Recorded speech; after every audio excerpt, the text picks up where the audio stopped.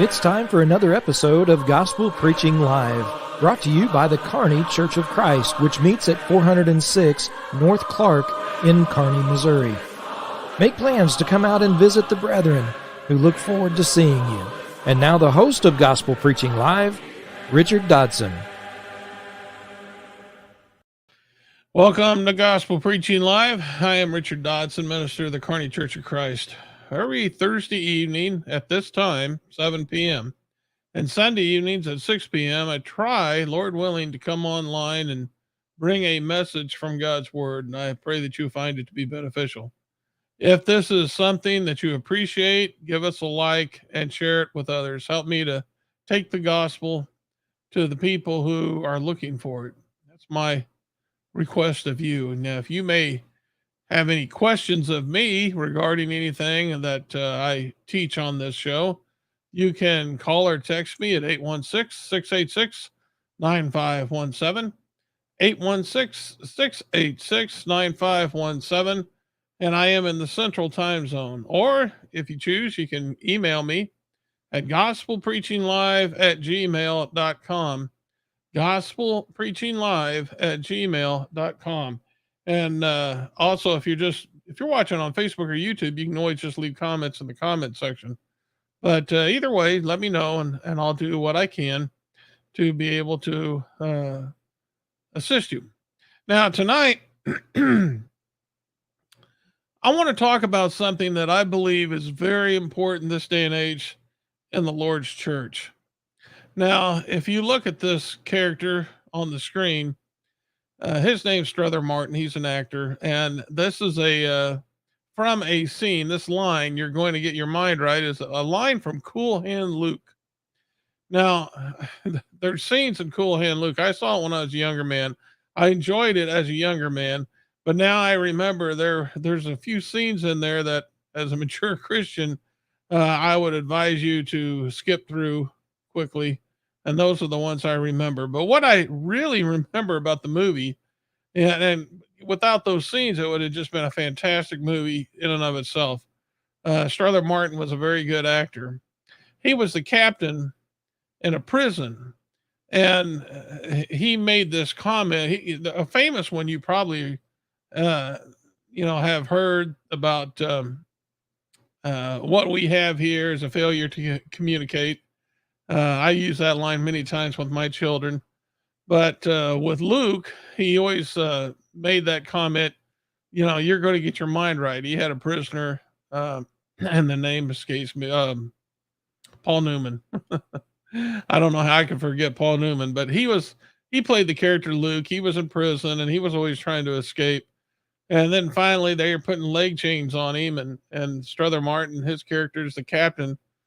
He lets him know that you're going to get your mind right. Now, why do I say that? Why do I lead up with that? It wasn't long ago, I was talking to a gospel preacher, and he was telling me about problems where he was at, and he just summed it all up. He said, the problem is these people are not spiritually minded. And of course, I'm not there. I can't judge, but based on what he was saying, I understood where he was talking about. There are Christians who are not spiritually minded. They're still carnally minded. And that's the two mindsets, spiritual and carnal, as we're going to get into. Now, in order for us to be successful in our endeavor of serving Jesus, we got to get our mind right. We can't be carnally minded and go to heaven. You can't have your cake and eat it too. You're going to have to be spiritually minded, which is by far better anyway. But needless to say, this lesson is designed, first of all, to warn you about that bad mindset, but to show us and show anyone who's interested how they can become spiritually minded. And I would hope that everyone would choose to do that. Now, I want to give an example of what I'm talking about having the wrong type of mind. Jesus, and I'm going to blow this up so everyone can see it a little bit better. Jesus was talking to his disciples in Matthew chapter 16 and verses 21 through 23. And let me read this for you. It says, "From that time, Jesus began to show his disciples that he must go to Jerusalem and suffer many things from the elders and chief priests and scribes and be killed, and on the third day be raised. Now we know that was the will of God. That was prophesied. That's what he was sent to do. And Peter took him aside as we continue in our reading and began to rebuke him, Jesus, saying, "Far be it from you, Lord, this shall never happen to you." But he, being Jesus, turned and said to Peter, "Get behind me, Satan. You are a hindrance to me, for you are not setting your mind on the things of God, but on the things of man." Now think about that. This would apply to any Christian who is carnally minded. You're not helping Jesus. You're hindering the work. He wants you to set your mind on the things of God, not on the things of man. And this is a really great passage to jumpstart this lesson and to illustrate this. Now, in First Corinthians, if you have looked at the book of First Corinthians, you know in chapter 3, for instance, that Paul told the Corinthians that he wanted to speak to them about spiritual things, but they weren't ready, because he said they were carnally minded. They could not receive the things of the Spirit. And so he leads into that in chapter 2 by reading, and I'm going to read verse 13 and 14, but I want you to notice Paul's words to those in Corinth who, they were having problem being carnally minded because there was division among themselves. Each one was, and they were dividing up into sects, following different men. And it says, Paul said, "We impart this in words not taught by human wisdoms," and he's talking about his teachings, "but taught by the Spirit." The Apostle Paul was inspired, interpreting spiritual truths to those who are spiritual. The natural person does not accept the things of the Spirit of God, for they are folly to him, and he is not able to understand them because they are spiritually discerned. And so Paul makes a very revealing statement. You're not going to understand the deeper teachings of Christ if you are carnally minded. That's exactly what he's trying to get across. Unless Peter had changed the way he thought, he never would have grown the way he did. And the Corinthians were going to have to change the way they thought if they wanted to be able to comprehend Paul's deeper message. Now, in Romans 8, Paul said this to the Romans. It's really the same message. Starting in verse 5, he says, "For they that are after the flesh do mind the things of the flesh, but they that are after the Spirit, the things of the Spirit. For to be carnally minded is death, but to be spiritually minded is life and peace. Because the carnal mind is enmity against God, for it is not subject to the law of God, neither indeed can be. So then they that are in the flesh cannot please God." Now, go back to what Jesus told Peter. He says, "You're minding the things of man. You, sir, are a hindrance to me." This is exactly what Paul spoke to the Romans about. The carnal mind is enmity against God. Now, we have a passage that we're going to use tonight in this lesson to show us what we need to do to become spiritually minded. And I think you'll enjoy this in Matthew chapter 16 and verse 24 through 26.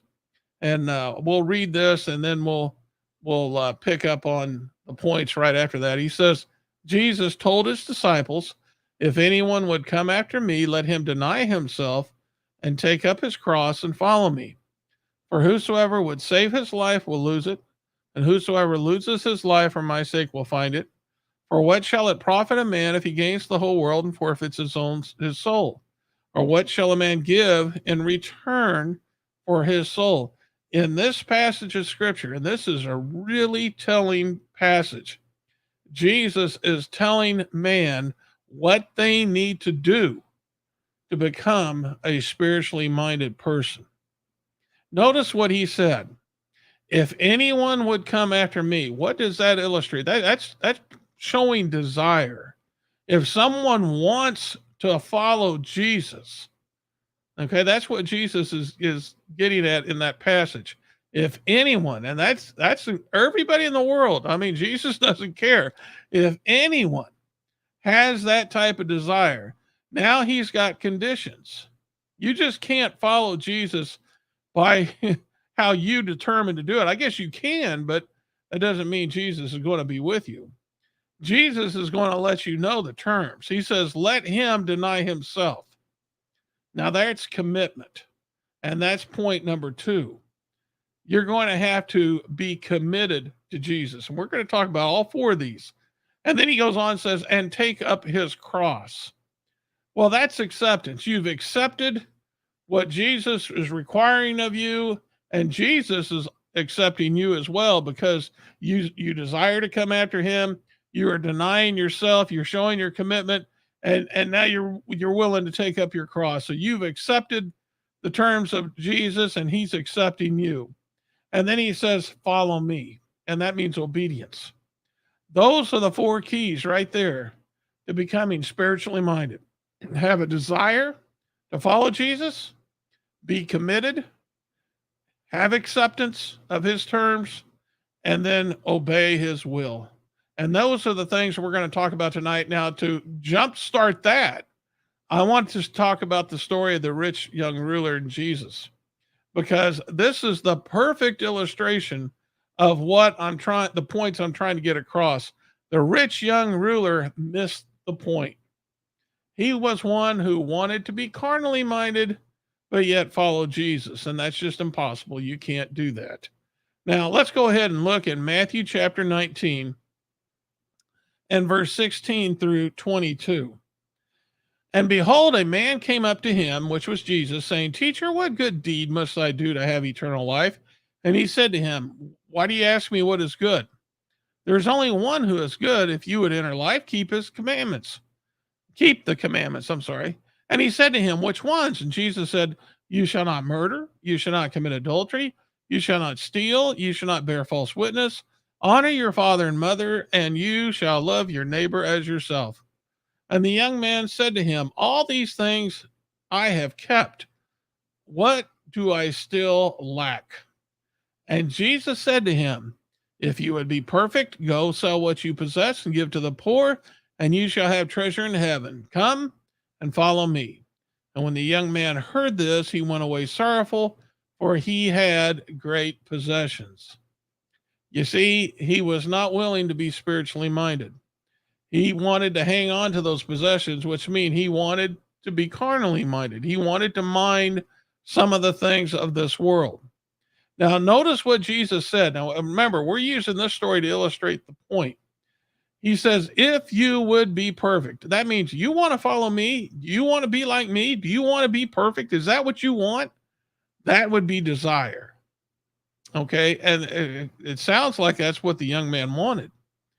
And then he says, go and sell what you possess and give to the poor. Now, why would he tell him to do that? Commitment. Jesus knew what was in his heart, and he knew there was something that he could not give up. He knew all things. And so he says, go and sell what you possess and give to the poor.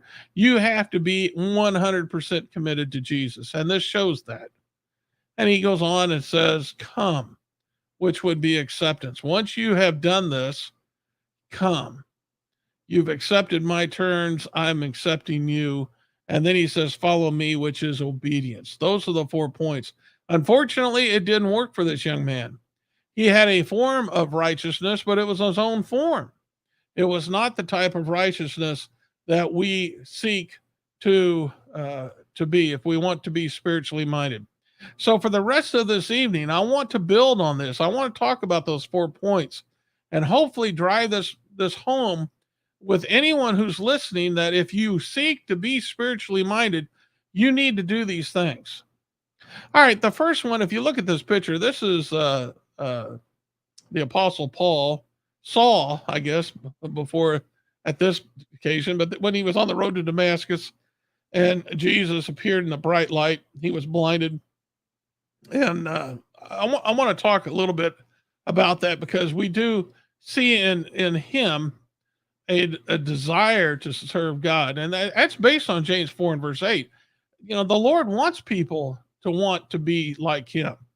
He says, draw near to God and he will draw near to you.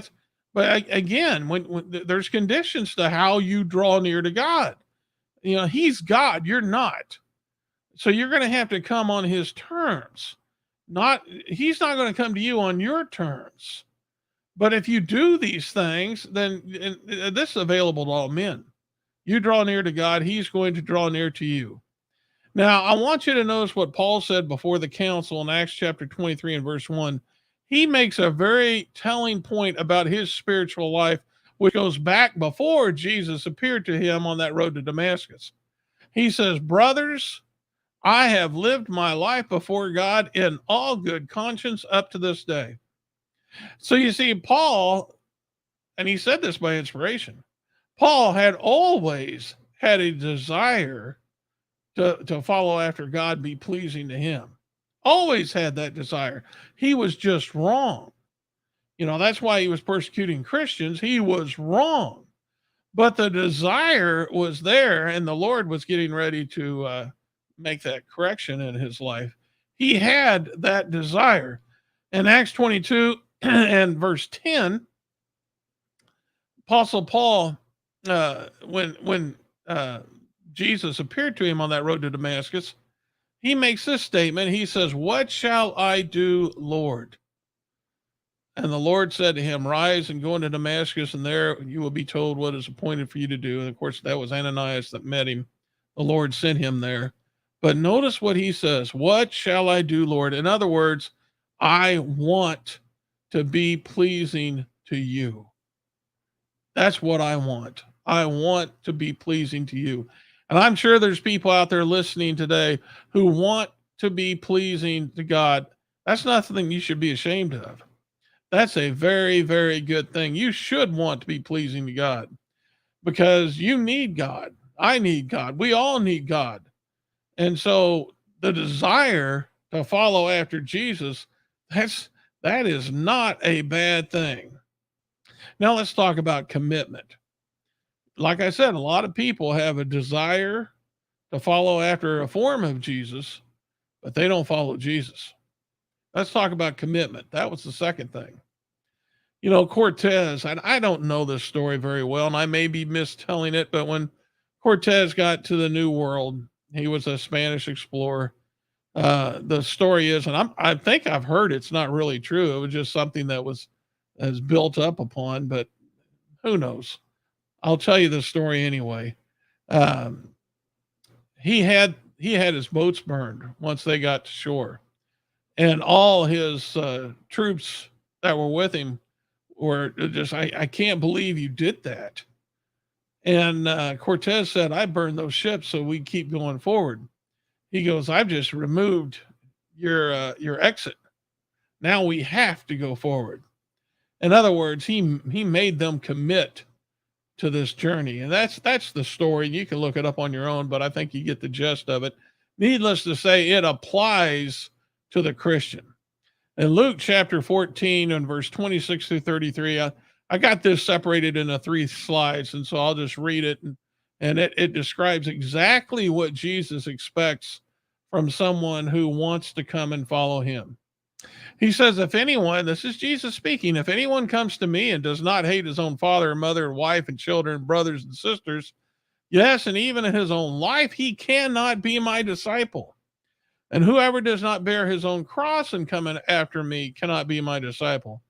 For which of you desiring to build a tower does not first sit down and count the cost, whether he has enough to complete it? Otherwise, when he has laid a foundation and is not able to finish, all who see it begin to mock him, saying, this man began to build and was not able to finish. Or what king, going out to encounter another king in war, will not sit down first and deliberate whether he is able with 10,000 to meet him who comes against him with 20,000? And if not, while the other is yet a great way off, he sends a delegation and asks for terms of peace. So therefore, and this is what we need to understand, any one of you who does not renounce all that he has cannot be my disciple. Jesus has to come first. He has to be your first love. He has to come first. He has to come before your money. He has to come before your family. your parents, your brothers, sisters, your wife, your children. Jesus has to come first. That's not always easy for everyone to accept. But notice what he said. If any one of you, he didn't say some of you, he said anybody, any one of you that doesn't do this, you cannot be his disciple.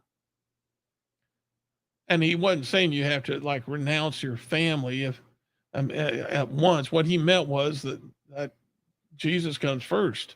Before then, a carnal man may be thinking, well, my wife and kids come first in my life. And what is it? The military, I think, country, core, God, and family, or something. I can't remember the order, but you know what I'm saying. It doesn't really matter what the order is, and I'm not trying to offend any veteran out there by having the wrong order. I'm just trying to point out that any order that a man may set or any organization sets where God's not first is wrong, because God has to come first. He has to be priority number one. Now, let's talk about acceptance. You want to follow Jesus and you understand that he's got to come first. You've accepted that. You've like, all right, unlike the rich young ruler, I'm willing to go and sell all I have and give to the poor. Now, Jesus is not asking you to do that, but if he did, you'd say yes. That did happen in Acts chapter 4. In the first century church, the Christians there, they had people who at the end of Acts chapter 4, they were selling all that they had and coming houses and land and laying it at the proceeds at the apostles' feet so that nobody was having any need. They needed that at that point to help everyone be able to learn and get the church started. That was needed at that time. But if the need ever happened again, we're not going to let our brother suffer while we feast. We're going to raise our brother up if need be. And so acceptance is something that we have to do. We have to accept God's terms as he accepts us. And that's something that means we have to pick up our cross, whatever it may be, and bear our burden, and realizing that the Lord's will for me may be different than the Lord's will for someone else. It's just whatever the Lord decides. That he's God, I'm not. I'm here to serve him. That's my option right there. Whatever your will may be, so be it. Jesus made that same prayer in the garden when he wanted that cup removed from him. He prayed for that 3 times, but he said, let not my will be done, but thy will. I mean, he emphasized that. We live for God. We live for Christ. That's what we live for. And that's what we seek out to do. And so in Acts chapter 9, when we're talking about acceptance, let's go back to what Ananias was told by God. Ananias was afraid to go visit the Apostle Paul after Jesus appeared to him on the road to Damascus. And the reason being was that Saul, at that point, his reputation. And, but the Lord said a very telling statement. He said, you go, for he is this is Acts 9:15-16. Go, for he is a chosen instrument of mine to carry my name before the Gentiles and kings of the children of Israel. For I will show him how much he must suffer for the sake of my name. So you see, the Apostle Paul, the Lord had a different will for him than he did for other people.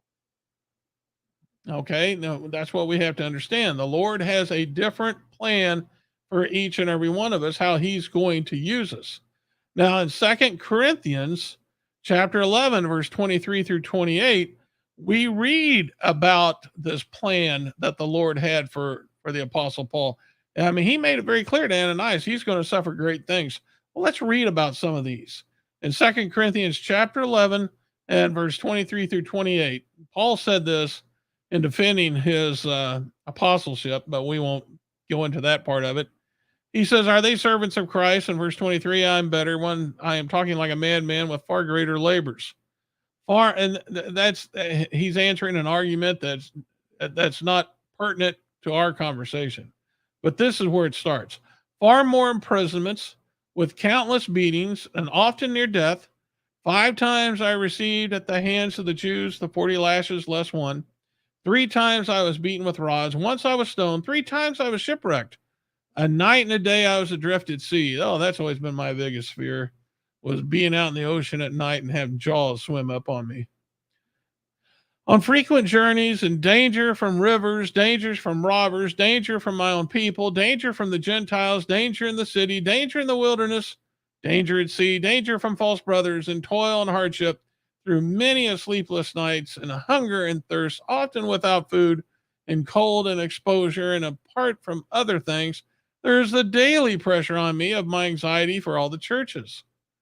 Yeah, he had a lot of things that he had to suffer, that he had to endure.